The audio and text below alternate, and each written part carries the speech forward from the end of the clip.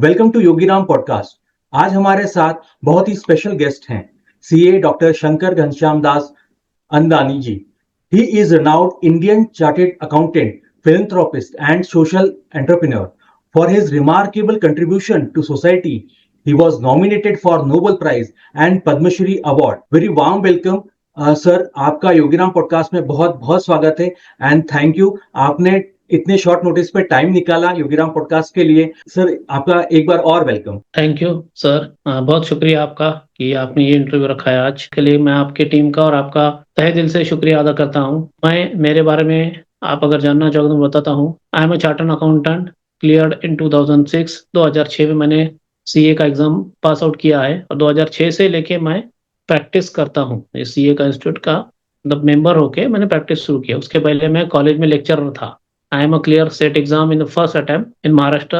तब से मैंने 2000 में से मैं कॉलेज में लेक्चर पढ़ाई करता था, लेकिन जब सीए कंप्लीट हुआ then I left the job. लोगों को जॉब नहीं मिलता, लेकिन मैंने जॉब लेफ्ट कर दिया और तब रिजाइन दिया और then started to have practice of my own. तब से प्रैक्टिस कर रहा हूँ भगवान के दुआ से। आज 2025 चल रहा है, 20 साल कंप्लीट हुआ है प्रैक्टिस को। और उसके पहले जो अपन काम करते थे 2000 से लेके, तो आज 25 साल का मैं इनकम टैक्स, जीएसटी और ऑडिट केस में मैं प्रैक्टिस कर रहा हूँ। ये मेरा छोटा सा प्रोफेशनल है। प्रोफेशन में मैंने बहुत सारे अचीवमेंट लिए हैं, समाज सेवा किया है, बहुत सारा काम करते आया हूँ। जितना हो सकता है भगवान ने जो अपने साईं बाबा जी के जो अपन ये बोल सकते हैं कि उनका जो एडवाइस है समाज के लिए, उसके एडवाइस के हम चलते हैं और हम अपना अपना काम करते हैं। हम हमारा समाज सेवा और साईं बाबा की सेवा की तरह हम भी अपना जीवन गुजार रहे हैं। Sir, moving to the first question, आपको सीए बनने की प्रेरणा कैसे मिली? और सर, ये जो जर्नी थी ये सर कैसी थी? सर, इसके बारे में प्लीज बताइए। सर बेसिकली जब स्कूल में था, स्कूल से ही मैं इंटेलिजेंट था। मैं 11th और 12 मैंने साइंस से किया हुआ है। 12th से FY BSc में एडमिशन लिया था, लेकिन मेरे को 12th में थोड़े टोटल एग्रीगेट मार्क्स कम गिरे। और जब मुझे डॉक्टर होने की इच्छा थी, पहले चाहत थी, मेडिकल में जाने की चाहत थी, लेकिन मेडिकल के लिए जो कोटा होता है बेसिक फ्री सीट, उसका टारगेट मतलब उसका जो अपन एडमिशन का जो क्राइटेरिया परसेंटेज का था, उससे मुझे कम मिले, वहाँ पे मुझे एडमिशन नहीं मिला। और इंजीनियरिंग का मुझे ऑप्शन था, मुझे इंजीनियरिंग में इंटरेस्ट नहीं था। मेरा साइंस में डॉक्टर या मेडिकल में एडमिशन का मेरा चाहत थी, लेकिन उसको मुझे सक्सेस नहीं मिला। डोनेशन सीट मिल सकती थी मुझे, लेकिन डोनेशन के लिए इतना कैपेसिटी नहीं था कि हम 25 लाख 30 लाख रुपए कॉलेज को डोनेशन देके मेडिकल मतलब वो आप बोल सकते डायरेक्टर कोटा में एडमिशन ले। तो इसलिए मैं क्या करना चाहा, तो मेरा एक फ्रेंड था जो मेरा बचपन से, मेरा स्कूल से मेरा फ्रेंड था। वो 11th 12th से कॉमर्स में था और इंटेलिजेंट था, बहुत ही इंटेलिजेंट लड़का था। समीर जगनाडे करके नाम है। उसने सीए स्टार्ट किया था, वो फाउंडेशन कर रहा था, तो मुझे भी चाहत हुई कि मैं भी सीए करूं। और सीए का हमने देखा, पहले तो हमने उसका मजाक उड़ाते, देखिए सीए क्यों कर रहा है, इतना हुआ इंटेलिजेंट है तो साइंस में आना चाहिए। लेकिन उसने देखा कि उसको जो अच्छा लगा तो उसने स्टार्ट किया था। फिर मुझे भी बाद में एहसास हुआ कि भाई सच में उसने अच्छा डिसीजन लिया है। Even having a more than 90% in 10th at that time before, मतलब 1993 में। इट इज अ जो आपको मेरिट बोलते हैं, वो मेरिट 80-90% में आता था, तो हम भी मेरिट में थे। लेकिन एडमिशन के लिए जो प्रोसेस था वो बहुत हाई गया था और फ्री सीट नहीं मिल रही थी। जो कॉलेजेस आसपास थे, कॉलेज बहुत दूर दूर कॉलेज हो सकते हैं, लेकिन उतना रहने का, खाने का, पीने का, आर्थिक मेरी हमारी जो पोजीशन थी वो इतनी नहीं थी। तो इसलिए हमने क्या करना चाहिए, तो FY BSc में जब मैंने 11 12 के बाद साइंस के बाद एडमिशन लिया, लेकिन उससे टर्न करके मैंने एग्जाम फॉर्म FY BCom का भरा। और फिर बीकॉम के आने के बाद मैंने सीए का स्टार्ट किया कोर्स। सीए में मेरे को बहुत स्ट्रगल करना पड़ा। ये फर्स्ट फाउंडेशन इंटर तो मेरा फर्स्ट अटेम्प्ट में क्लियर हो गया, लेकिन फाइनल में मुझे बहुत तकलीफ हुई। मेरे को बहुत सारे अटेम्प्ट में मेरे को मैं फेल भी हुआ, क्योंकि मैं पूरा साइंस बेस्ड था, डायरेक्ट कॉमर्स में आने का और सीए करने का। लेकिन थोड़ा हार्ड गया था, लेकिन मैं हार्ड वर्क का जो बचपन से है, हार्ड वर्क करके मैंने वो एडमिशन लेके कंप्लीट किया। 2006 में मेरा क्लियर हुआ सीए, और तब से भगवान की दुआ से अच्छा चल रहा है। प्रेरणा मेरी हमारा दोस्त, यही मेरी सबसे बड़ी प्रेरणा थी सीए के लिए। उसे आज भी मैं याद करता हूँ। अभी कहाँ है, दिल्ली या बॉम्बे में सब मेरे जॉब कर रहा है वो। उससे अभी मेरा कांटेक्ट भी नहीं है, लेकिन मेरे लाइफ में वो टर्न पॉइंट था और वो उसी के कारण था, मेरे फ्रेंड के। Great sir, great sir.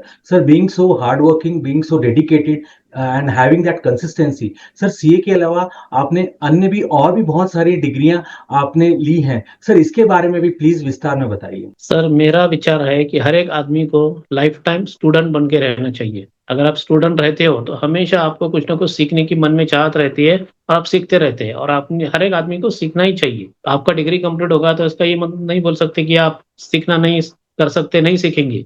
आप खुद को स्टूडेंट बना के रहेंगे तो आप कुछ ना कुछ नया कोर्स करते रहेंगे, नया सीखते रहेंगे और आपके नॉलेज में बढ़त होगी और आप कहीं न कहीं अच्छे नॉलेजेबल पर्सन बन सकते हैं। लेकिन उसके लिए आपको कंसिस्टेंसी चाहिए और आपको चाहत चाहिए मन में कि मुझे करना है कुछ ना कुछ। मैंने सीए जब करता था तभी मैं सीए के साथ आईसीडब्ल्यू जो अभी सीए में बोला जाता है वो भी कर रहा हूँ। तो मेरा आईसीडब्ल्यू इंटरव्यू हुआ है, लेकिन उसके बाद जो बड़े-बड़े कोर्स बोले जाएँगे जिसको मेरा FFD forensic auditor for course CA के बाद का कोर्स है फॉरेंसिक ऑडिटर करके, वो मैंने कंप्लीट किया है। कंकरन ऑडिट का बैंक के लिए कोर्स रहता है, वो भी मैंने कंप्लीट किया हुआ है। देन डीसा जिसको बोला जाता है सिस्टम ऑडिटर, वो भी मेरा हो रहा है।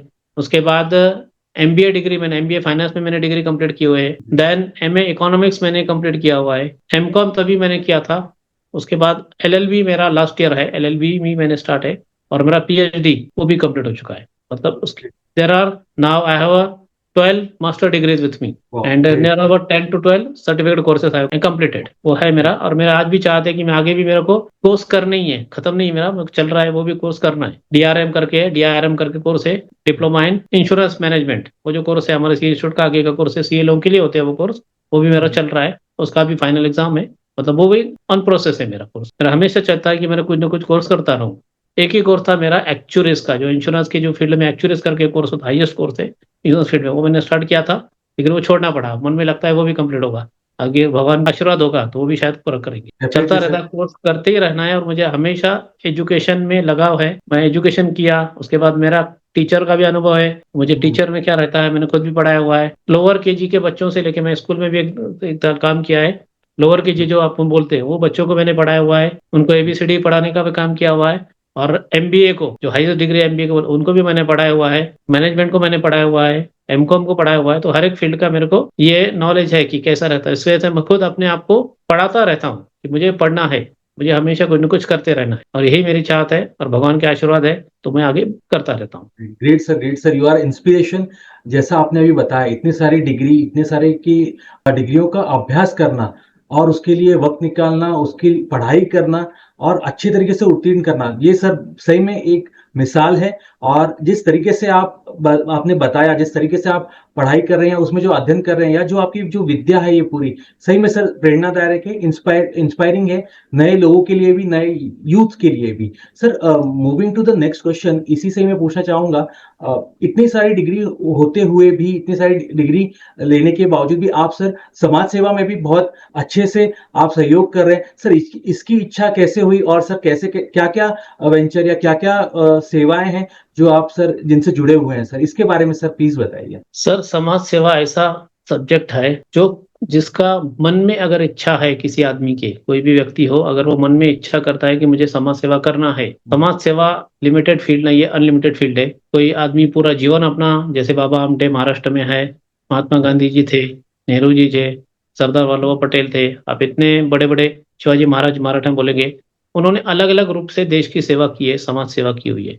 हर एक फील्ड में वो हीरो है दुनिया के आज हमारे सबके सामने।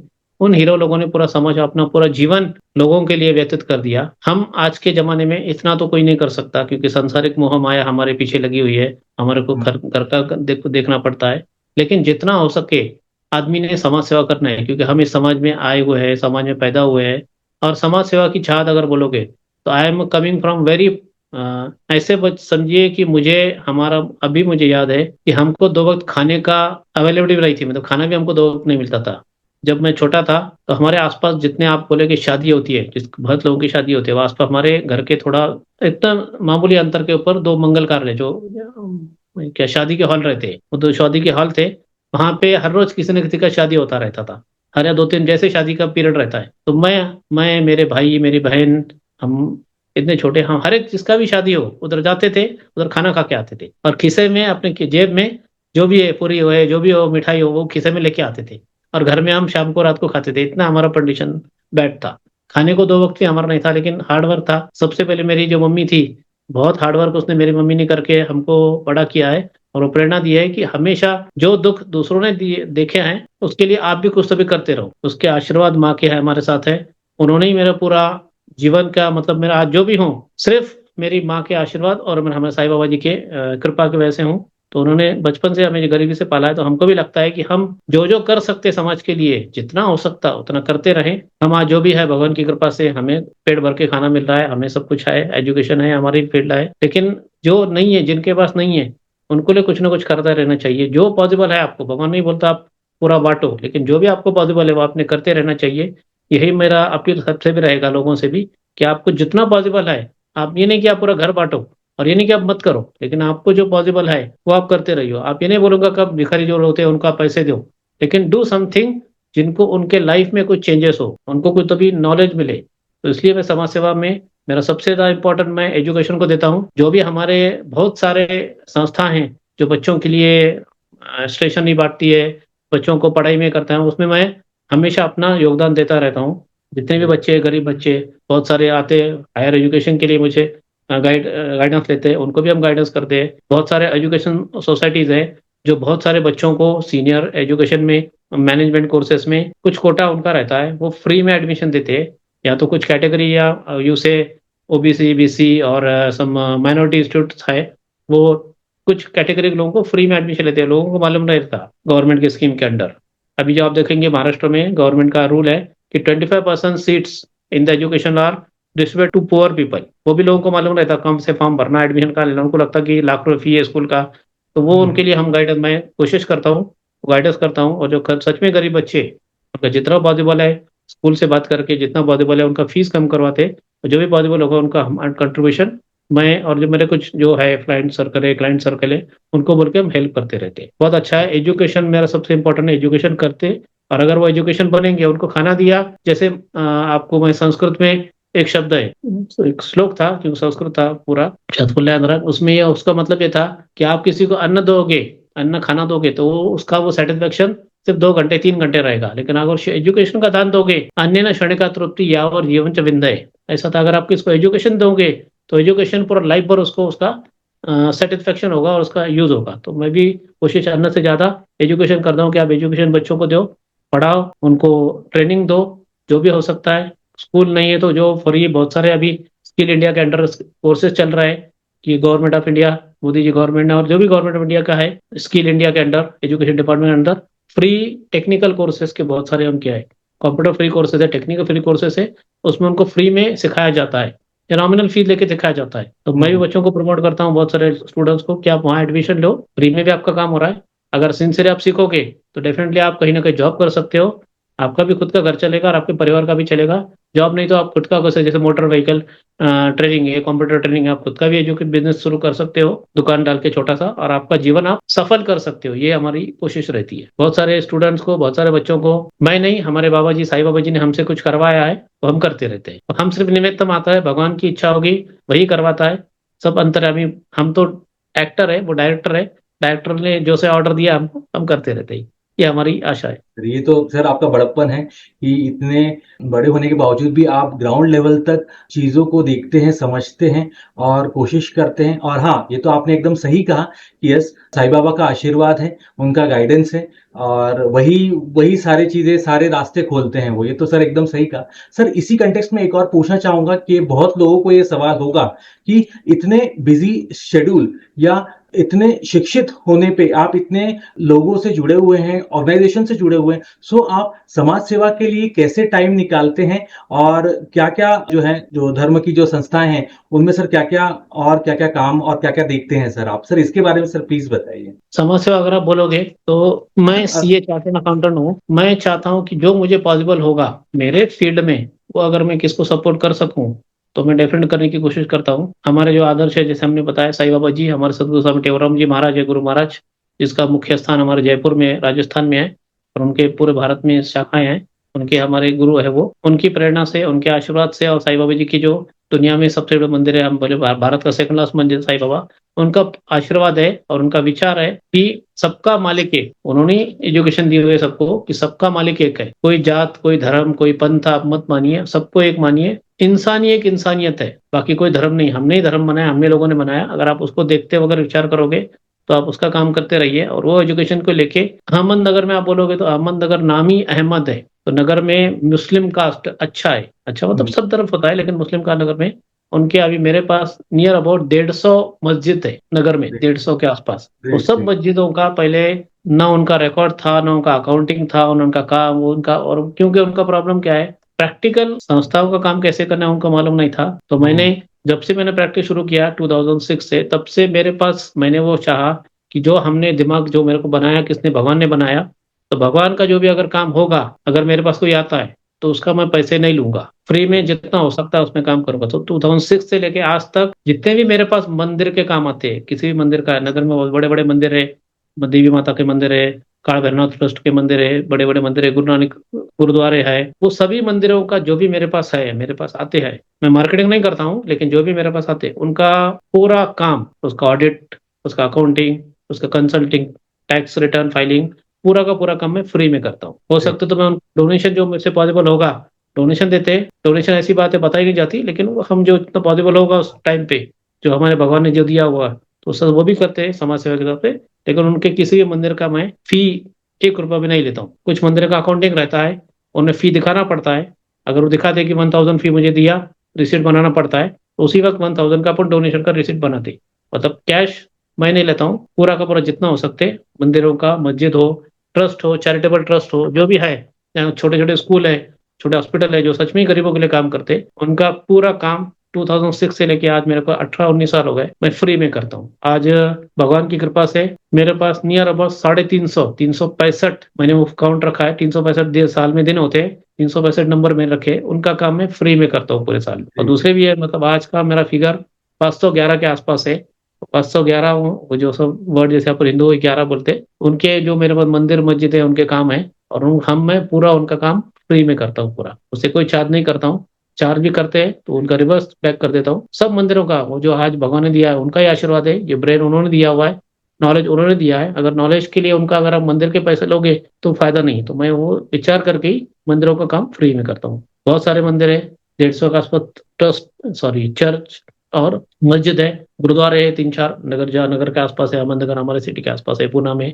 महाराष्ट्र के पूरे अच्छे अच्छे लोगों का मंदिरों और मस्जिदों का काम है। अभी मेरा भगवान की कृपा से ऑल इंडिया लेवल पे मेरे क्लाइंट्स है। अहमदनगर है, महाराष्ट्र में, मध्य प्रदेश में है, आसाम में मेरे कुछ क्लाइंट है, आसाम में है, देन दिल्ली बेस है, हरियाणा बेस है, नीचे कर्नाटका के है। ऐसे पूरे देश के अलग अलग संस्थाओं से मैं जुड़ा हूँ और उनके काम करता रहता हूँ, उनको कंसल्टिंग देने का काम करता हूँ। ये मेरा काम चालू रहता है। Great great great sir. Sir बहुत बहुत अच्छा लगा। और जैसे आपने बताया कि सिर्फ एक धर्म से नहीं, बल्कि सारे जो धर्म हैं, और जैसे साईं बाबा का जो है, जो बोलते हैं सबका मालिक एक, सर इसलिए आपने बहुत बहुत अच्छे तरीके से सर बताया है सर। और ही इसी इसी कंटेक्स्ट में थोड़ा सा और मैं पूछना चाहूंगा कि श्री साईं बाबा को आप कब से मानते हैं, या क्या क्या उनकी शिक्षा है, जो और भी आप जो बताना चाहते हैं इसके बारे में सर। और जो शिरडी साईं बाबा मंदिर से आप कब जुड़े सर, इसके बारे में सर और थोड़ा सा प्लीज डिटेल बताइए। मैं जब 2006 में पास आउट हुआ तो मुझे लगा मेरे पास कुछ तो भी काम चाहिए। तो मुझे याद है मेरे क्लाइंट के साथ मैं वहाँ के, जब शिरडी संस्थान के जो अध्यक्ष थे, पॉलिटिकल एमएलए थे, उनके मैं मिलने गया कि भाई साहब मुझे कुछ काम दीजिए। वो मुझे याद है अब तक, वो फेब्रुवरी मंथ था, नहीं फेब्रुवरी नहीं, अप्रैल मंथ था, 2007 समथिंग अप्रैल मंथ था। तो मैंने उनके पास गया, मैंने बायोडाटा एप्लीकेशन दिया। उन्होंने बायोडाटा एप्लीकेशन के उनके पीए के हाथ में दिया और बोला कि ये जब मीटिंग होगा संस्थान का, शिरडी संस्थान का, तो वो पुट अप करना। उनका नेक्स्ट मंथ में मीटिंग हुआ था, जब अगले साल, और वो एप्लीकेशन देके मैं डायरेक्ट शिरडी साईं बाबा का दर्शन लेने गया। दर्शन में आप गए, शिरडी में इतनी भीड़ होती है रोज के 1.5 लाख, 1 लाख 1.5 लाख रोज डिवोटीज, मतलब भक्त दर्शन लेने आते हैं साईं बाबा का। कम से कम फिगर है ये, ज्यादा भी आते हैं सीजन में या प्रोग्राम्स में, लेकिन फिर आपको कम से कम 4 घंटे, 5 घंटे, 3 घंटे आपको क्यू में, लाइन में खड़ा रहना पड़ता है और आपको दर्शन लेना पड़ता है। लेकिन तब मैं भी छोटा था, मतलब कुछ नहीं था, तो साईं बाबा का दर्शन लिया मैंने। साईं बाबा को रिक्वेस्ट एक ही किया, बाबा मुझे आपकी सेवा करनी है, बाकी आप देखो बस। ग्रेट। तब फिर आगे जाके जब वो मीटिंग हुआ, तब मीटिंग में उन्होंने मुझे बुलाया, मतलब उनके उनके पीए ने बोला कि ये तारीख XYZ को डेट कोई मीटिंग है, आप आइए। लेकिन मीटिंग उनका सुबह होता था, और मीटिंग ऐसे होता था शिरडी संस्थान में, जो डायरेक्टर का मीटिंग होता है, कि आप मराठी में बोलोगे जत्रा, या पूरा मेला लगता है हिंदी में, हर एक राइट। फील्ड के वहाँ पे ओपन मीटिंग होती है।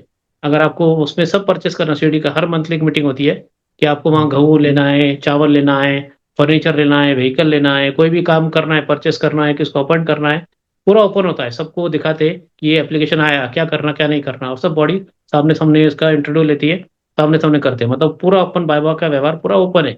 आप सब वेरी। देखिए, किसको भी देखने का राइट है, कुछ भी चेक कीजिए, तो ओपन कीजिए। तो वहाँ पे जब मेरा एप्लीकेशन था, मैं बाहर ही था, मतलब अंदर मीटिंग में तो जिसका काम होता है उसको ही बुलाते, मैं बाहर ही बैठा था। मेरे को याद है सुबह 8 बजे मीटिंग उनका शुरू हुआ था, रात को 8:30 बजे तक मैं बाहर ही बैठा, लेकिन जब 8:30 बजे मीटिंग खत्म हुआ तो मुझे बुलाया नहीं गया।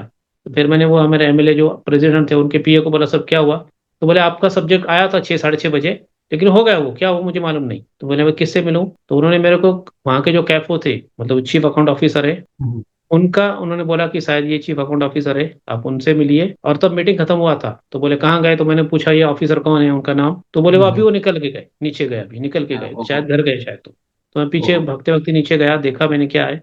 लकीली वो ऑफिसर उनके कार के बाहर खड़े थे और किसी से वो गाइडेंस कर रहे थे, उनको बता रहे थे काम करना कैसे करना। तो सर उनको मैं रिक्वेस्ट किया, मैंने मिलकर सर ऐसा ऐसा। तो बोले हाँ आपको कोई एप्लीकेशन आया था? बोले लेकिन ऑलरेडी हमने अपॉइंटमेंट कर दिया, हर साल हम अप्रैल में न्यू ईयर शुरू होता है, हर साल वो अपॉइंट करते हैं। आपकी जो आपका इच्छा है जो डायरेक्टर का अपॉइंटमेंट करना है, ऑलरेडी अपॉइंट हो चुका है, डायरेक्टर सॉरी, अकाउंटेंट या chartered accountant, adviser, tax consultant, तो ऑलरेडी अपॉइंटमेंट हो चुका है। हम मार्च में अपॉइंट करते हैं, अप्रैल से काम शुरू करते हैं। और तब मई का महीना था। तो बोले अभी आप नेक्स्ट डे अप्लाई करो। तो भी बोले काम करो, मुझे आपका प्रोफाइल अच्छा लगा है तो आप ऑफिस में आइए। उन्होंने एक डेट दिया मेरे को, आप ऑफिस में आइए, उससे मिलिए, तो फिर अपन बात करेंगे। लकीली बोलता हूँ मैं, उसके बाद मैंने एक दो बार सब्जेक्ट छोड़ दिया। ठीक है, बोला ऐसे होता है, बहुत सारे एप्लीकेशन आते रहते, लोगों को काम करने के लिए छोड़ दिया। 3 या 4 महीने पहले सब बात, सॉरी पहले मतलब बाद में, सितंबर महीने में मेरे को एक फोन आया ऑफिस के नंबर से। वो मिस कॉल मेरे को, मैं आ गया सुबह 10-11 बजे मिस कॉल पड़ा, मैंने देखा नहीं क्या है, मैंने उठाया नहीं था क्योंकि मैं मेरे काम में था। बाद में दोपहर 3-4 बजे मुझे लगा कि ये किसका मिस कॉल है, देखना चाहिए। तो मिस कॉल पे मैं रिवर्ट मैंने कॉल किया, वो वहां से शिरडी संस्थान के नंबर पे डायरेक्ट नंबर गया, और संस्थान के नंबर वो नहीं है वहां पे, लगता है बाद में जो आप इंटर इंटर आपका जो डिपार्टमेंट होता है उसको कनेक्ट होता है, या उसका आपको बोलना पड़ता है कि ये डिपार्टमेंट कनेक्ट करके दो। तो मैं जो फोन लगाया तो मुझे बहुत आश्चर्य लगा कि ये ऑफिस से फोन क्यों आया। फिर मैं ध्यान में, मुझे था याद कि भाई शायद 3 महीने 4 महीने जो अपन ने सर से बात किया था, राइट। तो शायद उनका हो सकता। तो फिर मैंने उनको फोन किया, उन्होंने तो फोन नहीं उठाया। दूसरे दिन सुबह मैंने वापस उनको फोन किया, सर कल मेरे को एक मिस कॉल आया था ऑफिस नंबर से, शायद आपने लगाया क्या? बोला हाँ मैंने कल ही लगाया था मैंने आपका फोन आपको, तो आप जो एप्लीकेशन किया था, तो आप आइए मुझे मिलने। It was a start for me. And ये चमत्कार सुनिए, साईं बाबा का चमत्कार है कि उन्होंने मेरे को, जब एप्लीकेशन किया तब कुछ नहीं हुआ, मीटिंग कुछ नहीं हुआ, तो वो जब मैं इनकम उनके ऑफिसर में गया, ऑफिस में उन्होंने ऑफिसर ने बोला कि भाई मुझे, हमारे पास 5 सीए काम कर रहे हैं ऑलरेडी, अलग अलग डिपार्टमेंट, इंटरनॉट के लिए अलग, टैक्स ऑडिट के लिए अलग, जीएसटी के अलग, वो जीएसटी नहीं था तब वैट था, वैट के लिए अलग, हर एक लोग अपना अपना काम करते हैं, लेकिन सब बाहर के, कोई बॉम्बे का है, कोई दिल्ली का है, कोई ऐसा है।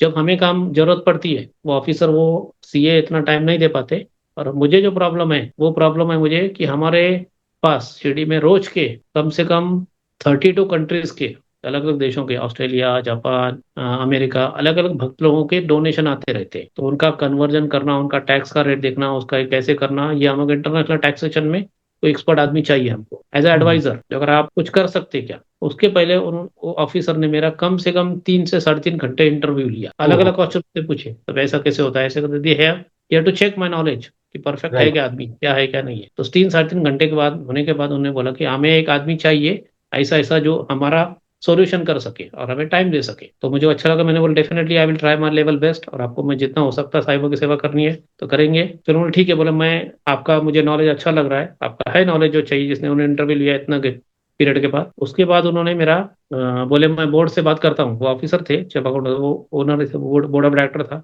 बोले मैं बोर्ड से बात करता हूँ कि हमें टैक्स एडवाइजर कोई अपॉइंट करना पड़ेगा, तो जैसे बोर्ड बोलता है तो डेफिनेटली आपको हम देखेंगे। वो सितंबर महीना था। उसके बाद मैं निकल आया, सितंबर गया, अक्टूबर गया, नवंबर गया, नवंबर में वापस सर का एक बार फोन आया, नवंबर महीने, मतलब मैं कोशिश कर रहा था अप्रैल से, लेकिन नवंबर हाँ, महीने में उनका राइट। फोन आया कि सर जी आप एक बार आइए, आ जाइए ऑफिस में। जब मैं गया उनके पास, तो नवंबर महीने में उन्होंने बोला कि मैं बोर्ड से एक सैंक्शन लिया है कि हम नया पोस्ट तैयार कर रहे हैं, नया वैकेंसी टैक्स एडवाइजर करके, तो वैकेंसी तैयार कर रहे हैं, अप्रूव हो जाएगा आप उसके लिए, फिर मैं आपको बोलूंगा अप्लाई करो। वो उसका ऐड आएगा, हो भी सकता है 100 लोग आए, लेकिन मैं बोर्ड से रिक्वेस्ट करूंगा कि आपको ले लिया जाए। ग्रेट। वो ऑफिसर की मेरे ऊपर, मतलब वो मेरे लिए वो साईं बाबा थे, उन्होंने मेरा नॉलेज यूज देखा और उन्होंने मेरे को चांस दिया।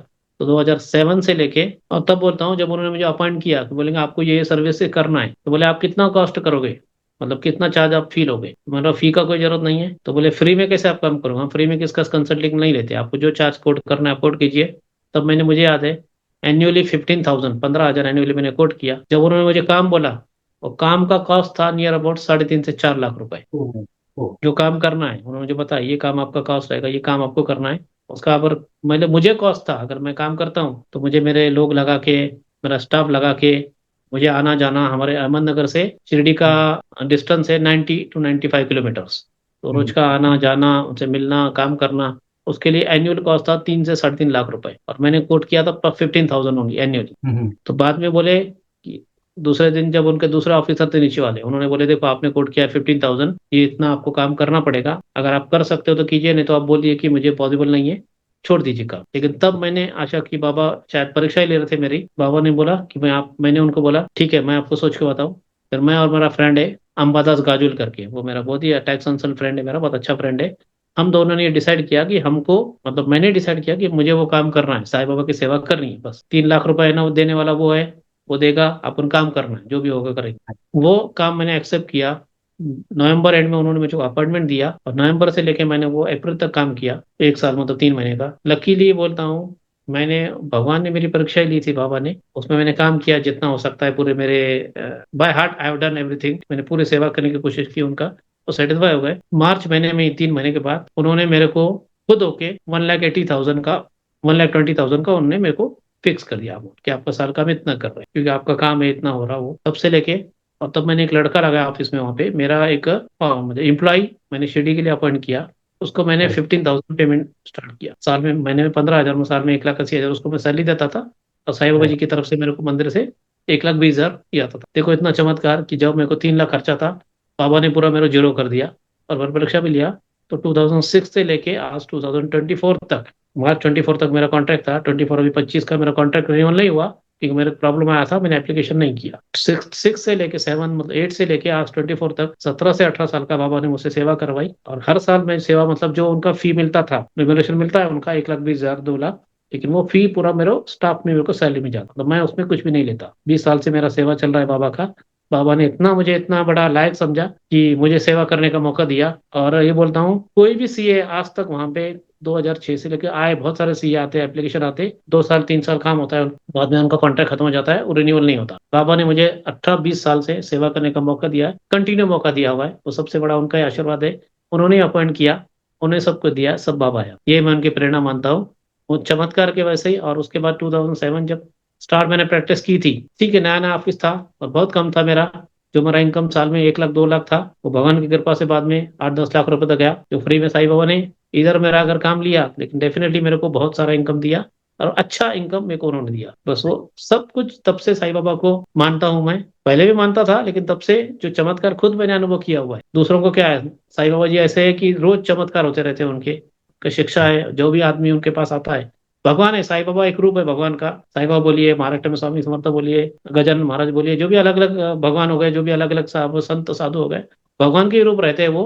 अब उनको समझ नहीं पाते, आप जिसको मानो वो भगवान है। हर एक की श्रद्धा अलग अलग है, मैं नहीं बोलता हूँ कि साईं बाबा ही भगवान है। साईं बाबा भगवान है, श्री राम जी भगवान है, कृष्ण भगवान है, सब भगवान है, उनके रूप अलग है। हम ही उनको अलग अलग मानते हैं। साईं बाबा ने वही शिक्षा दी है, सबका मालिक एक ही है, भगवान एक ही है। आप किस रूप में देखोगे, आपकी देखने की नजरिया है। अगर आप कृष्ण रूप में देखेंगे, वो आपको भगवान से ये करेगा। राम के रूप में देखो, वो आपको देगा। देवी माता के रूप में आपको पूजा करोगे, वो आपको देगा। किसी भगवान को आप मानो, भगवान है। भगवान का साक्षात मुझे हुआ है, बहुत सारे अनुभव मेरे पास लाइफ में भगवान की, साईं बाबा जी के। तो उनकी सेवा का मौका मिला, उनके चमत्कार, उनकी सेवा, यही मेरे लिए सब कुछ है। आपने बहुत बहुत अच्छा तरीके बताया, और जैसे बोला जाता है श्रद्धा और सबूरी, तो यस, इसका आपने श्रद्धा और बहुत सबरी है अच्छा एकदम। एग्जाम्पल दिया, व्यक्तिगत एग्जाम्पल दिया, एक्चुअल एग्जाम्पल दिया, लाइव एग्जाम्पल दिया कि श्रद्धा हो सबूरी हो तो क्या नहीं किया जा सकता। बस। सर सर बहुत अच्छा लगा सुन के, बहुत अच्छा लगा। सर आपको एनजीओ एक्सपर्ट के नाम से भी जाना जाता है, तो सर इसके बारे में थोड़ा सा बताइए। और गुरु साई फाउंडेशन क्या है और कैसे ये काम करती है, क्या क्या है सर, इसके बारे में भी सर प्लीज डिटेल में बताइए। एनजीओ एक्सपर्ट, एक्सपर्ट तो कोई नहीं होता सर। एनजीओ मतलब नॉन गवर्नमेंट ऑर्गेनाइजेशन, जिसको अपन इंडिया में ट्रस्ट बोलते हैं, चैरिटेबल ट्रस्ट बोलते हैं, रिलीजियस ट्रस्ट बोलते हैं, मंदिर बोलते हैं, मस्जिद बोलते हैं, उसको जो रजिस्टर होती है उसको एनजीओ बोला जाता है।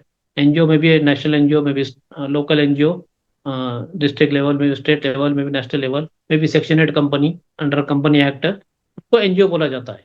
तो मैंने आपको बताया कि 2006 से लेके जो भी मंदिर मस्जिद या जो भी ट्रस्ट वाले लोग मेरे पास आते हैं एनजीओ के, हम्म। उनके अपन फ्री में काम करते, फ्री में कंसल्टिंग करते। बहुत कम लोग हैं कि जितने उनके पास इतने काम आते रहेंगे, क्योंकि फ्री में काम करोगे तो डेफिनेटली आपको कोई ना कोई कांटेक्ट करेगा।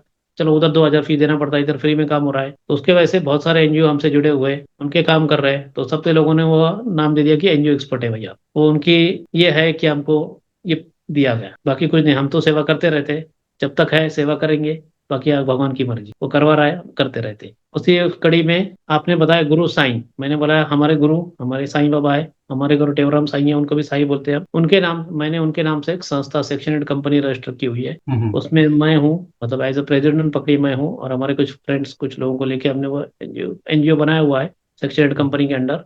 उसके अंडर हम जो भी समाज सेवा है, जैसे बच्चों को स्कूल का टीचिंग लेना है, स्टेशनरी किट बांटना है, मेडिकल के लिए असिस्टेंट करना है, वो जितने सोशल वर्क काम है वो उसके अंडर मैं करता हूँ, और मेरे फ्रेंड्स के साथ मिलकर करते हैं। बहुत सारे गरीब बच्चों को एजुकेशन फोर्स हमारा मैक्सिमम एजुकेशन के ऊपर रहता है, ये एजुकेशन आप दोगे तो ही डेफिनेटली वो बच्चे आगे जाएंगे। एजुकेशन और मेडिकल चेकअप सबसे ज्यादा हम इन दो बातों को, बाकी सब बातें आ जाए तो उसमें कपड़े आते हैं, उसमें जो आता है सब सोशल वर्क चलते रहता है, लेकिन free medical checkup, assistant to hospitals और एजुकेशन, उसमें मैंने महत्व देता हूँ, और वो सेवा समाज सेवा करता हूँ, वो साई गुरु साई फाउंडेशन के अंडर कर, ये काम व्यक्तिगत रूप से मैं करता हूँ, बाकी समाज पूरा करता है, जितना हमसे हो सके हम भी करते हैं। ठीक सर, वो बहुत अच्छा लगा सर, बहुत अच्छा लगा सर। इसी इसी श्रृंखला में दूसरा एक सवाल लेना चाहूंगा।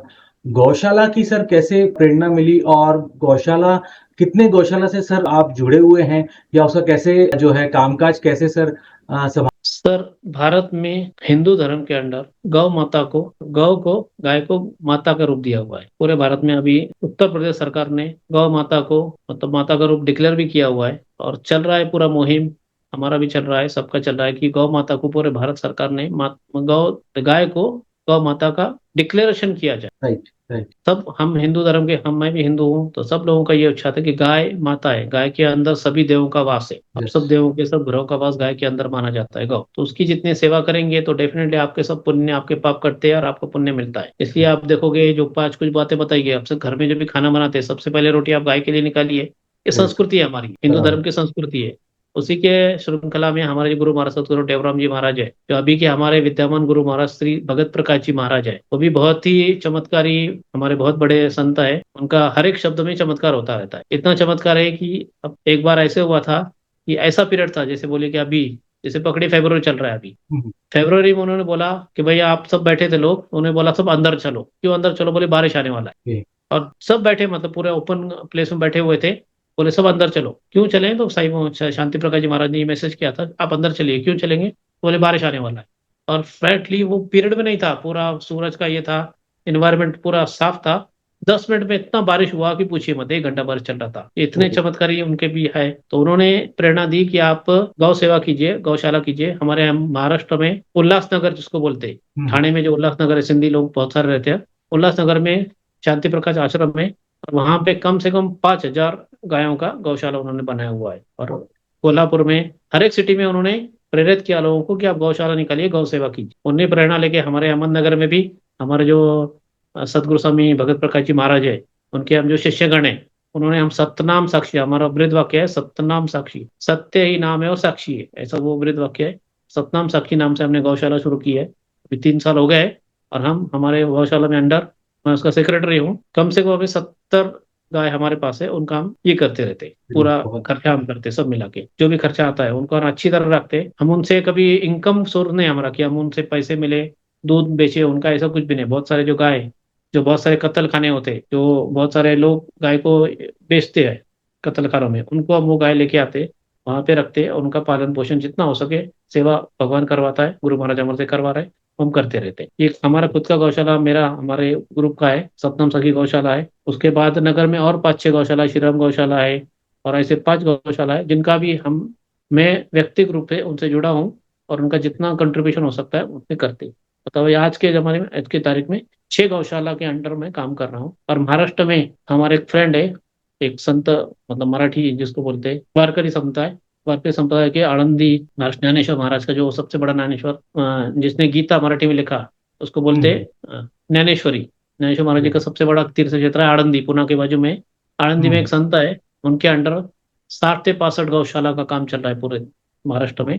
वो सबका एज अ एडवाइजर करके मैं काम करता हूँ, सेवा, ठीक। मतलब जो उनको कभी जो क्वेश्चन होते हैं वो डेफिनेटली कॉल करते, आप गाइडेंस कीजिए, डेफिनेटली जो भी हमसे होता है हम हेल्प करते हैं। मतलब आज महाराष्ट्र में 65 गौशाला से मेरा टच है। ग्रेट हम सर, गौ ग्रेट। सेवा करते रहते हैं। अभी आप देखोगे महाराष्ट्र गवर्नमेंट ने भी 1 साल 2 साल पहले महाराष्ट्र गौ सेवा आयोग बनाया। गौ सेवा आयोग के उन्होंने 50 रुपए पर गाय का अनुदान भी चालू किया है। पर डे पर गाय के लिए 50 रुपए, 50 रुपीज उनके लालन पोषण के लिए खर्चा तो गवर्नमेंट ने चालू किया, महाराष्ट्र गवर्नमेंट ने। सबसे पहले गवर्नमेंट का भी बहुत आभार कि उन्होंने इतना अच्छा स्टार्ट किया है गौ सेवा के लिए। कि पहले गौ लोगों को ये मानते नहीं, ये नहीं करते, जो बूढ़ी गाय हो गई खत्म हो गई उसको कत्ल खाने बेच देते, पालता नहीं था क्योंकि खर्चा चल नहीं।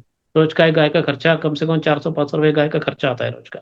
वो करने हम्म। वाला आदमी भी चाहिए। हमारा गौशाला का खर्चा महीने का 1.5 लाख रुपया है। 1 से 1.5 लाख रुपया हमको महीने का खर्चा आता है। स्टाफ लोगों को पालना, उनका साफ सफाई करना, उनका पूरा धोना, 1.5 लाख रुपया खर्चा हमको आता है। वो हम 7 फ्रेंड है मिलके वो हम अपना करते रहते। तो इतना करना है तो कुछ तो भी गवर्नमेंट का भी चाहिए सपोर्ट। यूपी गवर्नमेंट ने 150 रुपए पर गाय के लिए उन्होंने खर्चा चालू किया अभी, और महाराष्ट्र ने चालू किया। बाकी पूरे देश में अभी तक किसने नहीं किया, लेकिन महाराष्ट्र में हमारी बीजेपी की, हमारी मतलब सबकी है, बीजेपी गवर्नमेंट ने ये काम शुरू किया पिछले जो टाइम थे वो, और तब से अच्छा चल रहा है उनका। कम से कम हमारा शुक्रगुजार है कि भारत सरकार के, बीजेपी गवर्नमेंट के, कि उन्होंने हिंदू धर्म के जो भावना है गौशाला गौ गाय माता पे, तो उन्हें प्रमोट करने का काम किया है। मैं तहे दिल से भारत सरकार का, महाराष्ट्र बीजेपी गवर्नमेंट का आभार मानता हूँ। Right sir, right sir, yes, ये तो है सर कि जैसा आपने कहा कि गौ माता को जो माँ का जो दर्जा है वो जो है ऑथराइज होना चाहिए, या जो बोले गवर्नमेंट ऑफ इंडिया ने सारे ही पूरे भारतवर्ष में, जब इंडिया की जब बात करूं तो होना ही चाहिए वो तो। और आपके और जो साईं बाबा हैं इनके आशीर्वाद से बहुत जल्दी, आपके एफर्ट से और साईं बाबा के आशीर्वाद से बहुत जल्दी ये चीज होगी। मेरी भी ऐसी आशा है, मेरी भी ऐसी प्रार्थना है साईं बाबा से। सर इसी कंटेक्स्ट में सर एक दूसरा और एक सवाल पूछना चाहूंगा। सीता ट्रस्ट और सीता ट्रस्ट का सर के बारे में क्या कामकाज है, कैसा है सर, इसके बारे में भी प्लीज बताइए sir. Sir Sita is a short form of Sai Indian trust association. अभी हम्म। मैंने कुछ दिन पहले ही ये संस्था मैंने नेशनल लेवल पे एनजीओ रजिस्टर किया हुआ है। ग्रेट। उसके अंडर मैंने जो भी मेरे एनजीओ है हमारे से जुड़े हुए, उनका एक हम्म। हम फेडरेशन टाइप एसोसिएशन बना रहे हैं। उसका वेरी काम गुड। अभी शुरू हुआ है। उसका नाम हमने साई इंडियन ट्रस्ट एसोसिएशन और शॉर्ट फॉर्म सीता रखा हुआ है। Sita very short form very भी गुड। होगा, नाम भी अच्छा है, श्री राम का, प्रभु श्री राम। सीता माता राइट, मतलब हमारी लक्ष्मी माता है, सब राइट। दुनिया लक्ष्मी माता से ही चलती है। वो नाम शॉर्ट फॉर्म रखने हैं, वो सीता ट्रस्ट नाम से मैंने रजिस्टर किया हुआ है अभी।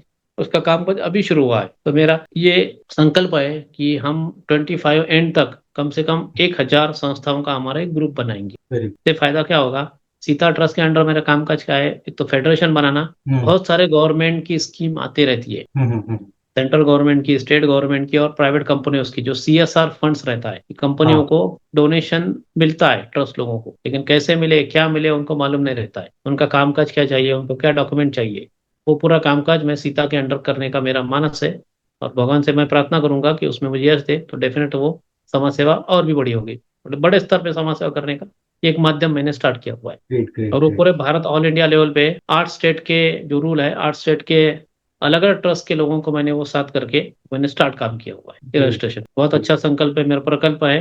डेफिनेटली वो प्रोजेक्ट में अगर भगवान ने साथ दिया, लोगों ने साथ दिया, तो एक अच्छा प्रोजेक्ट, अच्छा प्लेटफॉर्म तैयार होगा एनजीओ के लिए। राइट सर, राइट सर, नहीं सर, बहुत अच्छा है। मेरे ख्याल से 2025 के मिड में ही मैं बोलूं कि जो आपने जो एक नंबर एक डिसाइड किया है 1000 या 2000, वो जल्दी ये है और फिलअप हो, और उससे भी ज्यादा लोग उसमें आए, जुड़े, और जो आप सेवा कर रहे हैं, जो जो आपकी जो तपस्या है उसमें हेल्प करें। तो सर ये तो बहुत अच्छा है। सर आपने इसी में अभी बताया सीएसआर फंड, तो सर ये सीएसआर फंड क्या होता है, और सर इसके बारे में सर प्लीज डिटेल में बताइए, सीएसआर प्रोजेक्ट के अंदर या क्या चीजें हैं सर। तो सीएसआर का लॉन्ग फॉर्म है कॉर्पोरेट सोशल रिस्पॉन्सिबिलिटी। जो कॉर्पोरेट मतलब कंपनी, सोशल मतलब समाज, समाज सेवा, और रिस्पॉन्सिबिलिटी आपकी जवाबदारी। ये सीएसआर कंसेप्ट जब से मतलब हमारा संविधान बना हुआ है तब से ये हम्म। कंसेप्ट है। लेकिन हम्म। आज की जो गवर्नमेंट है, बीजेपी गवर्नमेंट बोलिए, मोदी जी गवर्नमेंट बोलिए, उन्होंने इसको इनराज किया, मतलब फोकस किया बहुत सारे। जैसे आपने बोला, आप आज भारत में बोला जाता है कि टाटा, ये रतन जी टाटा थे, वो बहुत बड़े दानी थे। उन्होंने पूरा जितना इनकम आता था वो दान करते थे। ये दान वो करते थे, वो तो सच में ही बहुत बड़े दानी थे। बिरला जी भी बहुत बड़े दानशूर हैं। महिंद्रा जी जैसे कंपनी, उनको भी बहुत सारे प्रोजेक्ट चलते हैं। बजाज जी, जो कंपनी बड़े बड़े कॉर्पोरेट कंपनीज थे, पूरे कंपनीज को गवर्नमेंट ने एक रूल बनाया हुआ है कि जो आप प्रॉफिट कमाते हो, जो आप प्रॉफिट जो भी आपका होता है, आप बिजनेस कर रहे हो, बिजनेस कौन करता है, आपके भारत के लोग ही कर रहे हैं, आपकी वजह से आप बिजनेस कर रहे हो, तो आप प्रॉफिट जो कमाते हो, अगर समझिए कि आपको 100 रुपए प्रॉफिट कमा रहे हो आप साल में, तो उसमें से कम 2%, 2 रुपए आप समाज के लिए खर्चा करो। ज्यादा करो आपकी मर्जी, लेकिन एटलीस्ट 2% रूल ही बनाया उन्होंने कि 2% आपको, मिनिमम 2% आपको समाज सेवा के लिए डोनेशन देना है। वो डोनेशन आप खुद करो, आप काम खुद करो, या आप जो समाज सेवा की संस्था है जिसको अपन ट्रस्ट बोलते हैं, एनजीओ हम्म, बोलते हैं, उनको आप पैसे दो, उनके थ्रू आप समाज सेवा करो। ये इनिशिएट पहले से था, मैंने आपने बोला, लेकिन इन्होंने फोकस ज्यादा बीजेपी गवर्नमेंट ने किया, मोदी जी ने किया, और उसके वजह से जो आप पब्लिक प्राइवेट अपने बोलते हैं, वो पार्टनरशिप, पीपीपी जो बोला जाता है, पब्लिक प्राइवेट पार्टनरशिप, मतलब समाज के संस्था और कंपनी, समाज के संस्था और गवर्नमेंट ने स्कीम निकाला, उसको उनमें सीएसआर फंड बोला जाता है। हर एक कंपनी को, जो भी कंपनी छोटी हो बड़ी हो, जो भी कंपनी लिस्टेड है गवर्नमेंट ऑफ इंडिया के अंडर, आरओसी में, रजिस्टर ऑफ कंपनी में लिस्टेड है, उनको जो भी बिजनेस किया आपने, समझो 1 साल में आपने 1 करोड़ का बिजनेस किया, उसमें 5 लाख कमाए, 5 लाख का 2%, 10,000 आपको डोनेशन करना ही करना है। या तो आप खुद डोनेशन की संस्था को कीजिए, या आप खुद एक प्रोग्राम कीजिए बच्चों में, गरीबों में, जो भी आपको लगता है, you must do something social work. 2% right. Of your income you must distribute to the social work in. ये सीएसआर फंड है। पूरे भारत में जितने भी कंपनीज है, लाखों में कंपनीज है, हर एक कंपनी को ये कंपलसरी कर दिया। पहले भी था, लेकिन पहले इतना इम्प्लीमेंट नहीं होता था। जैसे आपको बताया, इलेक्शन का पहले जो टीएन शेषन आए, उन्होंने इलेक्शन क्या रहता है आपने को समझाया। पहले इलेक्शन होते हम्म, थे, चलते थे, वैसा प्रॉब्लम था। अब इन्होंने भी सीएसआर फंड का इम्प्लीमेंट हार्ड किया, और उसके वजह से अब हर एक कंपनी कंपलसरी समाज के लिए पैसे डोनेशन करती है। और वो पैसे मैक्सिमम वो खुद तो नहीं कर सकते, वो कॉर्पोरेट लोग हैं, वो रास्ते में कपड़े नहीं बांटेंगे, वो गरीबों को खाना नहीं खिलाएंगे। तो जो सोशल वर्क संस्थाएं काम करती है, एनजीओ काम करते हैं, वो उनको पैसे देते, उनके माध्यम से ये समाज सेवा चल रहा है। ये बहुत बड़ा प्लेटफॉर्म है। हमारा वही कोशिश है, मैं एज अ सीए ये काम करता हूँ कि जो एनजीओ है, उनके जो डॉक्यूमेंट है, वो डॉक्यूमेंट प्रॉपर फाइल बना के, उनका डॉक्यूमेंट बना के, ये संस्था एक्सवाइजेड संस्था है, ये गरीबों को कपड़े बांटती है, ये गरीबों को खाना खिलाती है, ये एजुकेशन फ्री में देती है, ये ट्रेनिंग देती है, वुमेन अवेयरनेस करती है, ये काम अलग अलग प्रकार का काम कर रहा है। इनको भी आप अगर सहायता करेंगे तो डेफिनेटली इनका भी काम अच्छा होगा। ये प्रपोजल हम तैयार करते हैं, प्रपोजल हम गवर्नमेंट को, यहाँ तो प्रपोजल हम ये कंपनीज को भेजते रहते हैं। तो उसमें अगर जिसको सुटेबल लगता है कंपनीज को, वेरीफाई करती है, चेक करती है, उनका विजिट कर सके, जब भी उनका प्रोसीजर है करके, अगर उनको लगा है सच में ये संस्था काम कर रही है, तो उनको डेफिनेटली वो कुछ ना कुछ अनुदान, जिसको बोलते हैं फंड्स, देते रहते हैं। दोनों का फायदा होता है, कंपनियों को भी काम होता है, उनको अच्छे काम करने वाले लोग मिलते हैं, और कंपनी जो बेचारे समाज सेवा करने वाली संस्था है, उनको भी 2 पैसे मिलते हैं, और उसके वजह से उनको सपोर्ट होता है समाज सेवा करने में। उसमें मेरे जैसा एक गरीब आदमी एक माध्यम है कि हम कुछ ना कुछ करते रहते हैं, और डेफिनेटली उनको कुछ मिलता है, तो सहकार्य होता है, समाज सेवा भी होती है इनडायरेक्टली। डायरेक्ट तो मैं नहीं कर सकता इतना पैसा, इनडायरेक्टली अपन समाज सेवा में सपोर्ट कर रहे हैं। उसका right. ही अभी माध्यम मैंने बताया, सीता ट्रस्ट हमने रजिस्टर किया है। सीता ट्रस्ट के हम्म, माध्यम से पूरे देश में ये फैलाना है ये काम, और ये पूरे देश में बड़े स्तर पर करने की मेरी मंशा है और आशा है। नहीं सर, ये आपकी आशा जो है ये फलीभूत हो। और अगेन मैं बोलूंगा कि बहुत बहुत अच्छा, सिर्फ विचार नहीं, आप इम्प्लीमेंट कर रहे हैं उसको,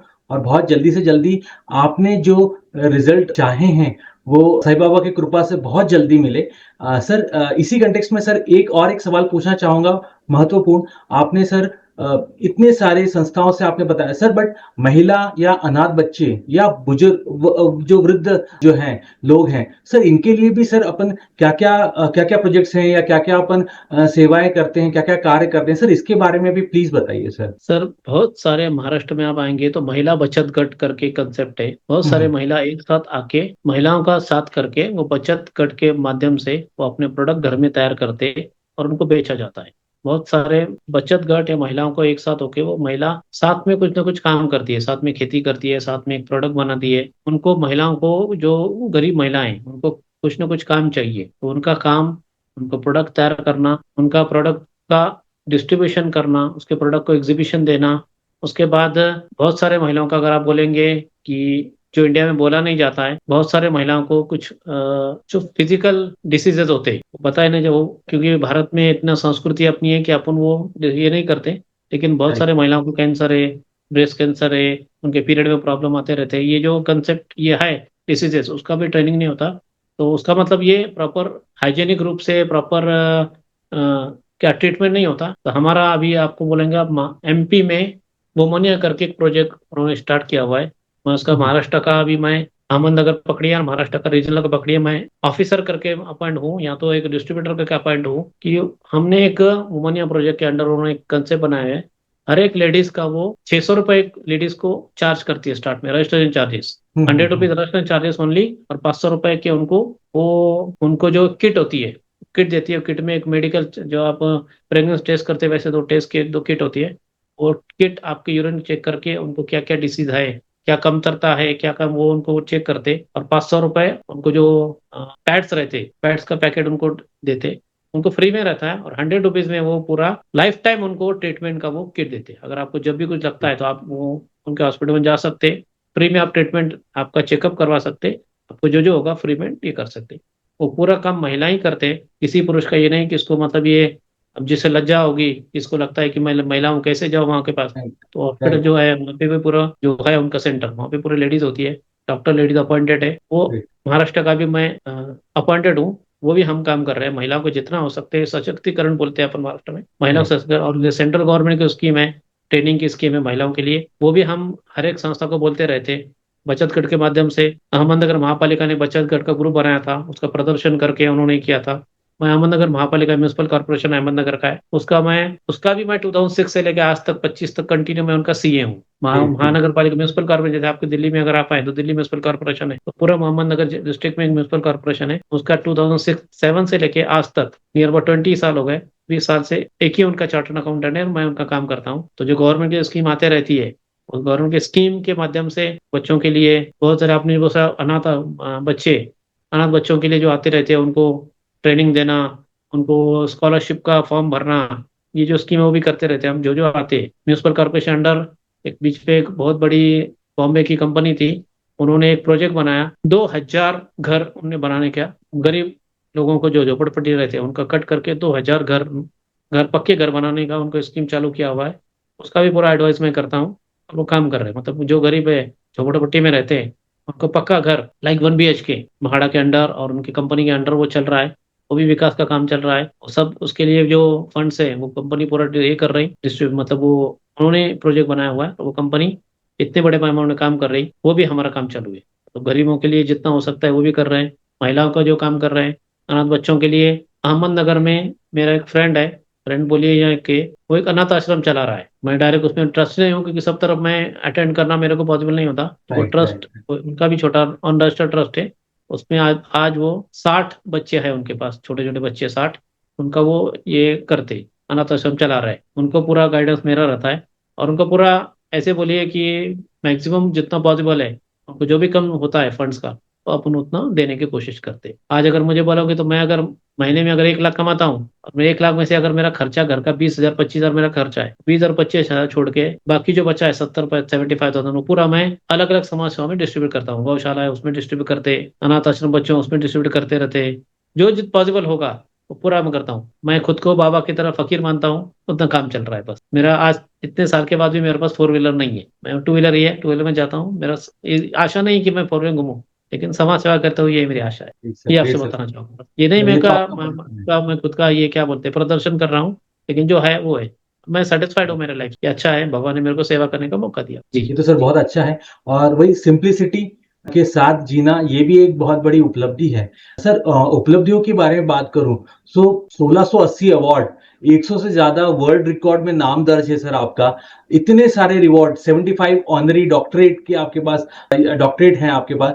सो सर इतने सारे अवार्ड सर कैसे मिले, क्या वो यात्रा थी? और सर इसके बारे में सर प्लीज डिटेल में सर प्लीज बताइए। सर जब आप समाज सेवा करते हो, तो हर एक समाज सेवा जगह आप करते हो तो उतना हर एक लोगों से जो आप फ्री में काम करते हो, तो लोगों को भी लगता है कि कुछ न कुछ इनका सत्कार किया जाए। तो जहाँ जहाँ अवार्ड होते हैं, जहाँ जहाँ फंक्शन होते हैं, अलग अलग संस्थाओं के अलग है, तो डेफिनेटली मुझे कॉल करते हैं। मैं बहुत सारे प्रोग्राम से चीफ गेस्ट बन के भी जाता हूँ। बहुत सारे जो संस्था है वो लाइफ टाइम अचीवमेंट अवार्ड देती है, बहुत सारी संस्थाओं ने अवार्ड देती रहती है। आज मेरे पास नहीं अबाउट 380 के आसपास इंटरनेशनल अवार्ड है मेरे पास, ग्रेट। है मतलब है ना, संस्थाओं ने मेरे को दिए हुए। Right United Nations America, president of America United nation office, उनका मेडल ऑफ एक्सीलेंस करके, मतलब अमेरिका के प्रेसिडेंट ऑफिस का मेडल ऑफ एक्सीलेंस करके मेरे को अवार्ड 2 साल पहले मिला था। राइट इतने मतलब ये आप समाज सेवा करते रहो, डेफिनेटली आपको कहीं ना कहीं आपको रिकग्निशन मिलता है। बाबा ये बोलता है, कृष्ण भगवान ने कहा, आप अपने कर्म करते रहो, फल की इच्छा मत करो, फल आपको भगवान देता रहेगा। उसी तरफ से हम कर रहे हैं। बहुत सारे संस्थान का रोज अवार्ड फंक्शन रहता है। अभी कल आपको बोलता हूँ, परसों एक हमारे नगर में एक स्कूल है, उनका एक फंक्शन है, वहां पर मैं चीफ गेस्ट हूँ। 15 को आने वाले 2 दिन के बाद 15 तारीख वहां पे दिल्ली में एक प्रोग्राम है, वहां पे चीफ गेस्ट हूँ। 23 को एक बाला का टाइम मध्य प्रदेश में एक फंक्शन है, वहां पे मैं चीफ गेस्ट हूँ। ऐसे आप समाज सेवा करते रहो, संस्थाओं से आप जुड़ते रहेंगे तो संस्थाओं का अवार्ड फंक्शन उनका, अभी मैंने अवार्ड लेना बंद कर दिया। मैं बोलता हूँ, मैं बोलता अवार्ड नहीं चाहिए अभी। आप कोई कोई संस्था तब भी देती है तो ठीक है लेते हैं, लेकिन अवार्ड करेंगे क्या? हमारे घर में ऐसा हो गया, कपाट पूरे भरे पड़े हुए हैं, जो आपको बोलते हैं कि ट्रॉफी से। मैं आपको दिखाना राइट। चाहूंगा, मेरा घर इतने ट्रॉफी है मेरे इधर कि ट्रॉफी रखने को जगह नहीं है, सर्टिफिकेट रखने को जगह नहीं, इतने हो गए। 2000 से ऊपर सर्टिफिकेट है, रखेंगे कहाँ, लगाएंगे कहाँ, कितने हो गए? तो घर वाले बोलते हैं आप वो मतलब रखना कहाँ है, एज ए म्यूजियम बन जाएगा, इतना भगवान की कृपा से आपका अवार्ड। लेकिन इतने बड़े तो नहीं कि म्यूजियम बना सके, लेकिन है, अवार्ड्स है। हॉनर डॉक्टर ऐसे बोलोगे तो हॉनर डॉक्टर पर्टिकुलर, अगर आपको उतना नॉलेज है, पर्टिकुलर आपको उतना एक्सपीरियंस है, तो ही बहुत ऑर्गेनाइजेशन, बहुत यूनिवर्सिटी हॉनर डॉक्टरेट अवार्ड देते हैं। तो उसमें भी इंटरनेशनल बहुत सारे यूनिवर्सिटीज है और भारत में संस्थाएं। भारत में हॉनर डॉक्टरेट को यूनिवर्सिटी नहीं देता, एक दो छोड़ के, बाकी सब हॉनर डॉक्टरेट ऑर्गेनाइजेशन देते हैं। जो जो अलग अलग संस्थाएं समाज से, वो संस्था हॉनर डॉक्टरेट देती है उनको, जिसका 10 साल 10 साल से ज्यादा अनुभव है। जैसे समाज हर किसी न किसी फील्ड में उनका 10 ईयर से राइट। एबो एक्सपीरियंस है और उनका काम अच्छा हो, वैसे लोगों को हॉनर डॉक्टर दिया जाता है। और इंटरनेशनल यूनिवर्सिटीज है बहुत सारी, ऑक्सफोर्ड यूनिवर्सिटी है, बहुत सारी यूनिवर्सिटी इंटरनेशनल है, वो हॉनर डॉक्टर देते रहती है। उसके लिए मैं अप्लाई करता हूँ, डेफिनेटली जो मिलता है तो लेते रहता हूँ। आज मेरे पास 75 से ऊपर हॉनर डॉक्टरेट है, इंटरनेशनल है 40 के आसपास, महाराष्ट्र इंडिया के भी 35-40 है। वो भी मानस है, अभी 100 हॉनर डॉक्टर हो जाएंगे तो उसको स्टॉप करेंगे, क्योंकि मेरे ख्याल से हॉनर डॉक्टर भी इतना नहीं रहेगा। वो भी है, वर्ल्ड रिकॉर्ड में आप बोलोगे तो इतने एनजीओ का काम करते रहते हैं। तो एनजीओ की वर्ल्ड रिकॉर्ड है, इनने 300, एक साल में 300 एनजीओ का काम किया है, 500 एनजीओ का काम किया है, 1000 एनजीओ का काम किया हुआ है। वर्ल्ड रिकॉर्ड होते रहते हैं वर्ल्ड में। इंडिया में बोला तो इंडिया बुक ऑफ रिकॉर्ड है, एशिया बुक ऑफ रिकॉर्ड है, लंदन बुक ऑफ रिकॉर्ड है, ऑस्ट्रेलिया बुक ऑफ रिकॉर्ड है, इंटरनेशनल बुक ऑफ रिकॉर्ड्स है। इनमें आपको एप्लीकेशन करना पड़ता है, और आपका एप्लीकेशन और आपका रिकॉर्ड होगा उतना वेरीफाई करते हैं, इतना है तो ही उनका वो रिकॉर्ड में रजिस्टर करते हैं। तो आज मेरे 111 संस्था में मेरा नाम दर्ज है, 111 वर्ल्ड रिकॉर्ड मतलब मेरा नाम है। ग्रेट ग्रेट ग्रेट सब भगवान बाबा और हमारे माता जी, मेरी माँ, मेरे पिताजी, उनकी श्रद्धा और उनका आशीर्वाद। ग्रेट सर, ग्रेट बस सर। चल रहा है, वो सर काम चलता रहना, सेवा सेवा करता रहो, बाकी सब देने वाला वो है, ये हमारी और कंसेप्ट इसी है। इसी कड़ी में सर, नोबेल प्राइज और पद्मश्री अवार्ड सर आप नॉमिनेटेड हुए हैं। बहुत बहुत बड़ी ये उपलब्धि है। उस नॉमिनेशन होना भी और इतने सारे लोगों के बीच से जाना सर, ये भी बहुत बड़ा मुकाम है। वो यात्रा बहुत बड़ी है, वो तपस्या बहुत बड़ी है सर। इसके बारे में भी सर प्लीज डिटेल में सर बताइए सर। 2022 में मैंने, मतलब हमारे ही कुछ लोगों ने मेरा नाम पद्मश्री के लिए अप्लाई किया था। मतलब वो शायद नहीं मिला, क्योंकि इंडिया में जो प्रोसेस है पद्मश्री का पता नहीं चलता किसको देते, क्यों देते, कैसे देते, थोड़ा है, हम्म, थोड़ा सपोर्ट भी चाहिए होता है। हम्म, वो सपोर्ट कम पड़ा तो इसलिए पद्मश्री नहीं मिला। उसके बाद नोबेल प्राइज कमेटी में वो एक आदमी है ऑल हम्म, इंडिया में, सारे सर करके। वो बहुत एजेड है अभी, उनका एज भी मोर देन 70-75 के आसपास एज है। वही नोबेल के लिए अप्लाई कर सकते हैं।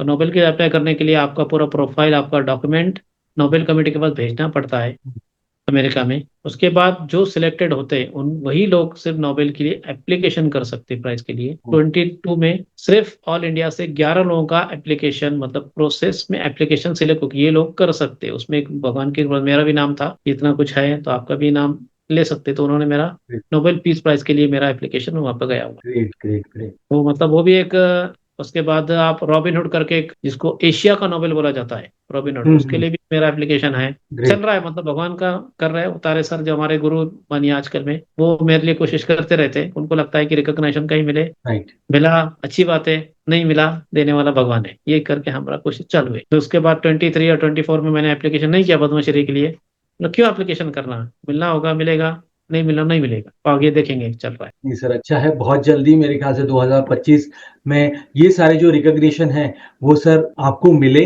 और लोगों को और पता चले कि यस, ऐसी एसटी भी हैं, ऐसे लीडर भी हैं जिनकी इतनी बड़ी तपस्या है, और वो इतने लोगों से जुड़े हुए हैं, इतने लोगों की सेवा कर रहे हैं, इतने लोगों की मदद कर रहे हैं, और इतने अवार्ड्स, इतनी शिक्षण की मैं जब बात करूं, इतना सब होते हुए भी to being in ground to earth होना, ये सही में किसी ऋषि मुनि के ही ये गुण होते हैं ये। तो सर ये तो मेरी भी आशा है कि यस, आपको वो रिकॉग्निशन बहुत जल्दी मिले। और सर इसी इसी कड़ी में सर एक बहुत महत्वपूर्ण सवाल पूछना चाहूंगा आपसे कि हमारे पीछे या हमारे साथ जब मैं बोलूं, परिवार का बहुत एक इम्पोर्टेंस रोल होता है। तो सर आपके परिवार के बारे में उनकी आप जितने भी कार्य करते हैं, आपकी दिनचर्या के बारे में सर ये सबको सम्मिलित करते हुए सर उनके बारे में सर प्लीज बताइए सर। मेरा हमारा पूरा परिवार, हमारा अंदानी खानदान, जिसको मराठी में खानदान बोलते हैं, पूरा परिवार हमारा सिंधी लोगों में सबसे मैक्सिमम ये सिंधी लोगों का खासियत है कि देश में हम सब साथ में जॉइंट फैमिली का हमारा रूप है। आज भी हमारा जॉइंट फैमिली है, सब साथ में रहते हैं, मेरा मेरा भाई, मेरे चाचा, सब मिलके हम एक ही घर में रहते हैं, खाना बनाते हैं एक साथ, सब कुछ प्रोग्राम करते हैं, सबका अटेंड करते हैं, सब कुछ करते हैं पूरा परिवार मेरा। मेरे अंकल है राजू, मेरे जो भी मेरे पिताजी थे, पूज्य पिताजी, वो अभी कोरोना के पीरियड में उनका डेथ हो गया, लेकिन उनका पूरा सपोर्ट मुझे था, आशीर्वाद था। मेरी मम्मी है लाजवंती, उनका मैंने आपको पहले बताया, मैं आज जो भी हूँ मेरी मम्मी के चरणों की मैं धूल हूँ। उनका भी कर्ज, आप माँ का कर्ज लाइफ में कभी नहीं ये कर सकते कि सपोर्ट उनका, पूरा प्रेरणा, गरीबों की सेवा करो, बच्चों की सेवा करो, उनके आशीर्वाद। और मेरे लाइफ में मेरी जो धर्म पत्नी है राखी अंदानी करके, हर एक लाइफ में उन्होंने मेरे को, हर एक पल पल में उन्होंने मुझे साथ दिया हुआ है मेरी लाइफ में। आपको जैसे बताया, बहुत बार ऐसा होता था कि मैंने मेरे वाइफ को कहीं, 20 साल होने को है शादी को हमारे, कहीं घूमने नहीं लेके जाता, कहा मंदिर में जाएंगे जाएंगे, लेकिन जैसे आप बोलेंगे खंडाला गया, मैसूर गया, बड़े बड़े सिटी में घूमने, वो हमने कभी नहीं किया। समाज सेवा करते रहे, क्योंकि समाज सेवा के पैसे देते उनको बांटते रहते। अगर आपको लगता है कि मुझे, आप, मैंने प्लान किया कि आज मुझे कल दिल्ली जाना है, लेकिन कोई गरीब आता है, उसको कोई जरूरत है, तो पहले हम उसको देते, वो छोड़ देते। तो ऐसे ही करके, मतलब जो हर एक, मैं गाना आपको अब सुनाता हूँ, तेरा साथ है तो मुझे क्या कमी है, वो पूरा का पूरा सॉन्ग्स मेरे वाइफ को पूरा लाइफ में सुटेबल होता है।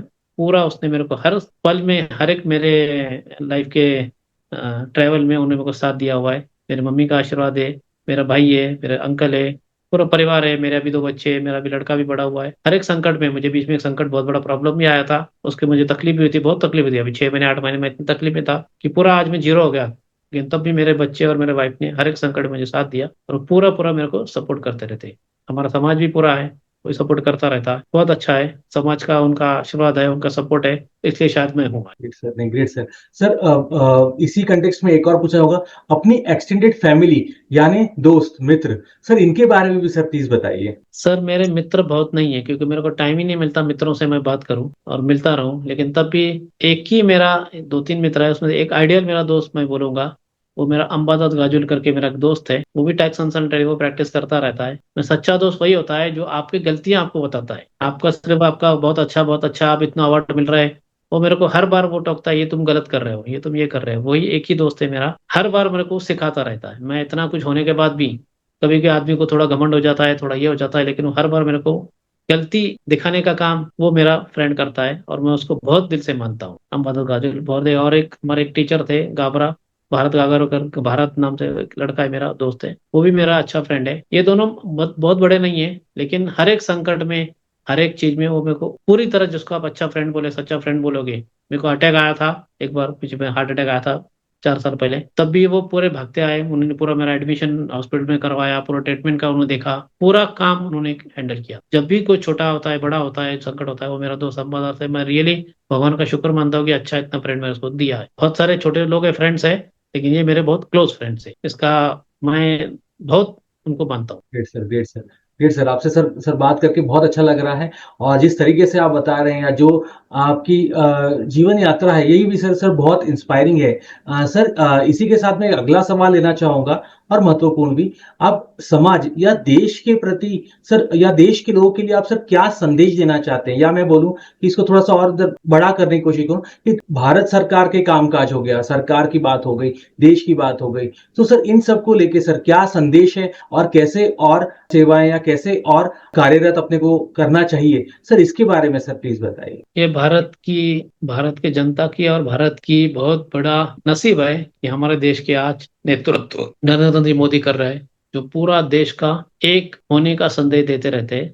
और जैसे CSR मैंने बताया, वुमेन्स अवेयरनेस मैंने बताया, then development in the roads, Nitin ji Gadkari है, उनका अच्छा काम है पूरे देश में। मोहन भागवत जी जो RSS के प्रेसिडेंट है, उन्होंने राइट। पूरे समाज को एक साथ करने की कोशिश की है। उन्होंने भी RSS के अंडर भी गौशाला, गौ सेवा फाउंडेशन करके उनका काम चल रहा है, वो भी अच्छा काम कर रहे हैं। हम सब देश के एक नागरिक है, हम सबका कर्तव्य है कि देश के प्रति जो भी काम कर सकते हैं वो करते रहना चाहिए। साफ सफाई का आपने देखा, देखा होगा किसी प्रोग्राम में, इस पुस्तक विमोचन था, मोदी जी गए, उन्हें जो पुस्तक का ऊपर कवर होता है, जो पेपर चिपका होता है, वो निकाला उसने खीसे में रखा, बाकी सब गेस्ट लोगों ने निकाल के नीचे फेंका, राइट मोदी जी ने राइट फोन पे राइट। रखा। ये आपने चित्तर आपको डेवलप दिखता है। इससे ये सीख मिलती है कि आपको साफ सफाई को कितना महत्व देना चाहिए। पहले प्रधानमंत्री है जिसने शौचालय को महत्व दिया, राइट बाहर आप कुछ शौच मत करिए, शौचालय उनको महत्व दिया, गरीबों को घर उन्हें देने की कोशिश कर रहे हैं। ये गवर्नमेंट हर एक काम अपने अपने तरीके से करती है, लेकिन हमारा भी कर्तव्य, हर एक आदमी नागरिक का कर्तव्य है कि आप गवर्नमेंट के स्कीम के अनुरूप आप भी काम कीजिए, आप भी खुद अपना जवाबदारी पकड़िए, आप भी समाज सेवा देते रहिए और कर्म करते रहिए। मेरे अभी मैं सीता फाउंडेशन बना रहा हूँ, मेरा ट्रस्ट बनाया हूँ, उसका ये उद्देश्य है कि समाज के सब संस्थाओं को लेके बड़े पैमाने पे समाज सेवा जितने हो सकते करें। और मैं, जब मेरा ग्रुप बड़ा हो जाएगा तो डेफिनेटली हम भी कोशिश करेंगे कि गवर्नमेंट को अप्लाई करें कि सर इतने संस्था हैं,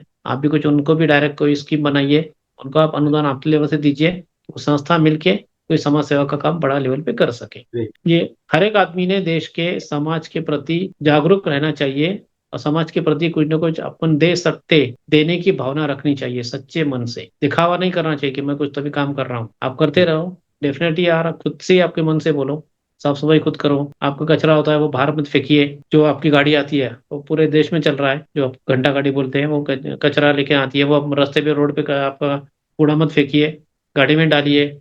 साफ सफाई रहेगी, साफ सफाई रहेगी तो बीमारी कम होगी। रोड पे जो अभी रोड का काम चल रहा है वो भी आप रोड का अच्छा देखिए, कहीं साफ सफाई रखिए। गौशाला है वो महत्व दीजिए। मैं खुद होके मैं बहुत सारे लोगों को गौशाला बनाने के लिए प्रेरित करता हूँ, एग्जाम मतलब रिक्वेस्ट करता हूँ, आगे उनकी मर्जी। तो उसी से कम नगर में 5 नए गौशाला मेरे सामने, मेरे पीरियड में मैंने मतलब प्रेरित करके बनाए हुए हैं। उनका जो मैंने बताया वो काम करते हैं, उसमें मैं भी पार्ट करता हूँ। मैं बोलता हूँ आप स्टार्ट करो, जो कम होगा हम देने की कोशिश करेंगे। किसी को पैसे कम पड़ते हैं तो हम भी उनको कोऑपरेट करने की कोशिश करते हैं। मेरे जो फ्रेंड सर्कल है, जो अपने क्लाइंट है अच्छे अच्छे पैसे वाले, उनको रिक्वेस्ट करें साहब उनको कुछ दीजिए, वो भी देने की कोशिश करते हैं। जो अनाथ बच्चे हैं उनके लिए कोशिश कर रहे हैं। गवर्नमेंट का भी एक रिहेबिलिटेशन स्कीम के अंडर चल रहा है, बूढ़े लोग जो ओल्ड एज लोग हैं, ओल्ड एज होम बनाने का सेंट्रल गवर्नमेंट एक स्कीम बनाया हुआ है। अभी उसका भी हम एप्लीकेशन कर रहे हैं। अगर उसका गवर्नमेंट का अनुदान मंजूर हुआ, ग्रांट मंजूर हुआ, तो 1 करोड़ तक हमको अनुदान मिलेगा। और वो हमारी एक संस्था है, उसके अंडर हम वो ओल्ड एज होम बनाने की कोशिश कर रहे हैं। अगर वो सक्सेस हो गया तो वो भी हमारा एक नया प्रोजेक्ट होगा, कोशिश कर रहे हैं। बाकी गवर्नमेंट और भगवान की इच्छा, अगर फंड मंजूर हो जाता है तो डेफिनेटली अगले साल, 1 साल 1.5 साल में ओल्ड एज होम भी हमारा रहेगा। उसमें पूरे महिलाओं का, जो मैंने बताया, ये 1 साल के अंदर हमारा भी प्रकल्प चल रहा है जो उमनिया के 1 लाख महिलाओं का हम वो ये कर सके ट्रीटमेंट का कोर्स, और जो प्रोजेक्ट है उनका 1 लाख महिला जोड़ के उनका ट्रीटमेंट, उनका जो उसके जो प्रॉब्लम है जो नहीं बता सकते, गरीब महिलाएं जो उनको ट्रीटमेंट नहीं दे सकते, तो वो हम देने की कोशिश कर रहे हैं। ये हमारा कंसेप्ट है। भारत सरकार के माध्यम से अगर वो होता है तो बहुत अच्छी बात है। प्राइवेट कंपनियों को एप्लीकेशन हम कर रहे हैं, उनके माध्यम से भी अगर कुछ मिलता है तो डेफिनेट उनके साथ भी हम काम कर रहे हैं, उनसे भी कुछ ना कुछ अच्छा होगा। बस आप चलते रहो, ऊपर वाला आपको साथ देता है, ये हमारा विश्वास है, ये हम कर रहे हैं। Great sir, great sir, great sir. आपसे सर बात करके बहुत पर्सनली मेरे को बहुत अच्छा लगा। और जिस तरीके से जो जो पहला मेरा जो रिएक्शन था कि जब आम आम लगते हैं पेड़ में, जब इतना ज्ञान है, इतने तपस्वी ऋषि से जब अपन बात करते हैं तो सही में बहुत बहुत अच्छा लगता है। बहुत सारी चीजें सीखने को मिलती है। बहुत सारे संघर्ष जो जीवन में आए हैं, जो पड़ाव क्या क्या आते हैं, कठिनाइयां क्या क्या आती हैं, उनको कैसे पार किया जाए, उसके लिए sir really it is motivating. My personal thoughts भी ये है कि बहुत बहुत अच्छा लगा आपसे बात करके, आपने टाइम दिया। और मैं एक बार योगीराम के दर्शकों को एक बार बताना चाहूंगा, आज हमारे साथ हैं सीए डॉक्टर शंकर अदनानी जी, जो कि इंडिया के रिनाउंड चार्टेड अकाउंटेंट है, फिलैंथ्रोपिस्ट है, सोशल एंटरप्रेन्योर है, और मोस्ट इंपॉर्टेंट नॉमिनेटेड है नोबेल प्राइज और पद्मश्री अवार्ड के लिए। इसके साथ साथ सर के पास बहुत सारे एक्नॉलेजमेंट है फ्रॉम रिकॉर्ड्स की, जब मैं बात करूं, अवार्ड्स की जब मैं बात करूं, और इतना होने के बावजूद भी sir really down to earth हैं, इतने आराम से, इतने अच्छे से, और जिस टेक्निकलिटी से सर ने बताया अपने बारे में, जीवन के बारे में, प्रश्नों के बारे में, टेक्निकलिटीज जो जो रहती हैं उसके बारे में, सर बहुत बहुत अच्छा लगा सर आपसे सर बात करके। और आपने टाइम दिया सर, इसके लिए भी बहुत बहुत धन्यवाद योगीराम की टीम की तरफ से, और जो भी दर्शक इस वीडियो को देख रहे हैं सर उनकी तरफ से भी, कि इस वीडियो से really this is an inspiring video जो बहुत सारे लोगों तक जाना चाहिए। और जो आपने बताया उसमें हेल्प उनको मिले, मैं ये बोलूं, आपका जो ज्ञान का जो भंडार है, आपके जो ज्ञान है, वो उनको थोड़ा थोड़ा एक बूंद भी जब मिले तो मेरे जैसे लोगों के लिए और बाकी लोगों के लिए बहुत बहुत अमृत की तरह है वो सर। और सर एक पर्सनल और एक सर रिक्वेस्ट करना चाहूंगा सर कि आप आगे भी मेरे को समय दे, टाइम दे, कि जो आपकी जो एक्सपर्टीज है वो अमृत के जो बूंदे हैं वो मैं छोटे छोटे इसमें और भी जो है लोगों तक पहुंचा सकूं। आपके माध्यम से, आपके चैनल के माध्यम से मैं बहुत सारे देश के एनजीओ को अपील करता हूँ कि वो हमसे जुड़े। डेफिनेटली उनको भी हम जितना हो सकते हैं, अगर वो हमसे जुड़ते हैं, वो संस्था हमसे जुड़े, कि डेफिनेटली उनका कुछ ना कुछ सीएसआर फंड्स के डॉक्यूमेंट बना के एप्लीकेशन उनका करेंगे तो डेफिनेटली उनको भी समाज सेवा में बढ़ावा मिलेगा। ये मेरे आपसे अपील रहेंगी कि बहुत सारे एनजीओ जहाँ माध्यम से है, और भगवान ने अगर आशा की तो डेफिनेटली वो सेवा सक्सेस होगी। शुक्रिया, राइट, बहुत बड़ा आपका शुक्रिया। Right sir, thank you sir. Right sir, thank you sir, thank you sir.